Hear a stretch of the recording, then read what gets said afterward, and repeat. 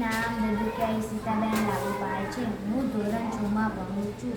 મારી શાળાનું નામ મોટી કિશોર પ્રાથમિક શાળા છે. તાલુકો વિરમગામ, જિલ્લો અમદાવાદ. બિરસા મુંડા જન્મ તારીખ 15 નવેમ્બર 1875 થયો હતો. તેમનો જન્મ ઝારખંડ રાજ્ય રાંચી શહેર કોલીહાટુ ગામમાં થયો હતો. તેમના પિતાનું નામ સુગના મુંડા હતું. તેમની માતાનું નામ કરમીબાઈ હતું. તેમને નાનપણથી જ જંગલમાં ઘેટાં બકરા ચારવા જતા હતા. બિરસા નાનપણથી વાંસળી વગાડવાનો શોખ હતો. તેમના પપ્પા ખેતીનું કામ કરતા હતા. તેમની માતા વાંસના ખોખલા ટોપલી બનાવીને બજારમાં વેચવા જતા હતા. તે 4 ભાઈ બહેનો હતા.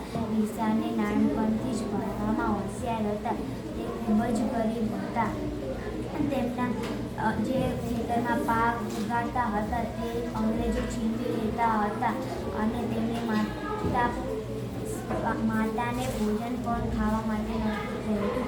તેમના